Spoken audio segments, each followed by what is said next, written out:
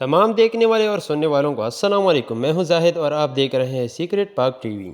आसमानी बिजली को गिरने से रोकने की मशीन बना ली गई। आसमानी बिजली ऊंची जगह पर क्यों गिरती है? इसके अलावा आसमानी बिजली कहां से आती है? ये मशीन आसमानी बिजली को कैसे रोकेगा? इस वीडियो में आप सारे मालूमात हासिल कर सकते हैं, तो इसलिए वीडियो को लास्ट तक देखिए। वाशिंगटन डीसी हर साल दुनिया भर में आसमानी बिजली गिरने से इमारत, मौसलियाती निज़ाम, बिजली की लाइनें और बिजली के आलात को सालाना अरबों डॉलर का नुकसान पहुंचाता है, जबकि इसकी जद में आकर हज़ारों अफराद हलाक हो जाते हैं। साइंसदान आसमानी बिजली को गिरने से रोकने के लिए सदियों से कोशिश कर रहे हैं। हाल ही में इस मकसद के लिए लेज़र का कामयाब तजुर्बा किया गया है, जिसकी शाई बादलों से ज़मीन की जानिब लिपटने वाले बरकी कोंदे का रुख दूसरी जानिब मोड़ देती है। इस वक्त ऊंची इमारतों को आसमानी बिजली से बचाने का तरीका यह है, इमारत की चोटी पर एक देहाती प्लेट लगाकर उसे तार के ज़रिए ज़मीन से जोड़ दिया जाता है, जिससे बिजली कोई नुकसान पहुंचाए बगैर प्लेट के रास्ते ज़मीन में चली जाती है। इस तरीके के मौजूद एक अमेरिकी माहिर तबीयत बेंजामिन फ्रैंकलिन थे, जिन्होंने यह दरियाफ्त 1750 के असरे में आसमान पर बिजली चमकने के दौरान देहाती तार से बांधी एक पतंग उड़ाकर की थी। आज भी आपको इन इलाकों में जहां बिजली गिरने के ज़्यादा वाक़यात होते हैं, ऊंची इमारतों की चोटियों पर नस्ब देहाती प्लेट ज़रूर देखी होगी। ऐसे इमारत को अर्थ करना भी कहा जाता है। ये याद रहे कि आसमानी बिजली हमेशा ऊंची जगहों पर गिरती है।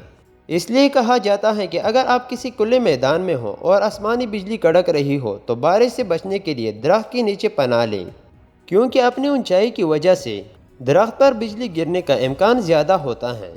शायद आपकी जहन में ये सवाल आया होगा कि बादलों में बिजली कहाँ से आती है और वो ज़मीन पर क्यों गिरती है।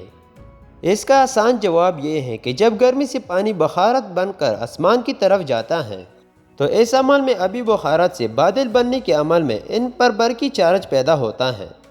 बादल के टुकड़े में बरकी चार्ज की कुव्वत मुख्तलिफ होती है।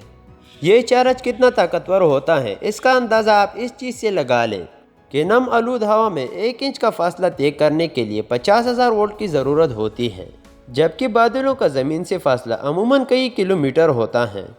जनूबी एशिया के कई हिस्सों में आसमानी बिजली गिरने के अक्सर वाक़यात होते हैं, जिनमें इंसानी, जानवर और इमलाक का भी नुकसान होता है। माहिरीन का कहना है कि ज़मीन पर गिरने वाली बिजली का चार्ज आमतौर पर 30 करोड़ वाट होती है। अगर इसका हम अपने घर आने वाली बिजली से मुवाजना करें तो हमारे यहाँ 120 या 240 वाट करंट आता है।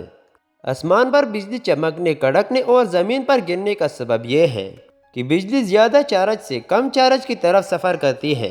जब बादल का एक ज़्यादा चार्ज वाला टुकड़ा एक कम चार्ज वाले टुकड़े के करीब आता है, तो बिजली दोनों टुकड़ों का चार्ज बराबर करने के लिए कम चार्ज वाले टुकड़े की जानिब लिपटती है।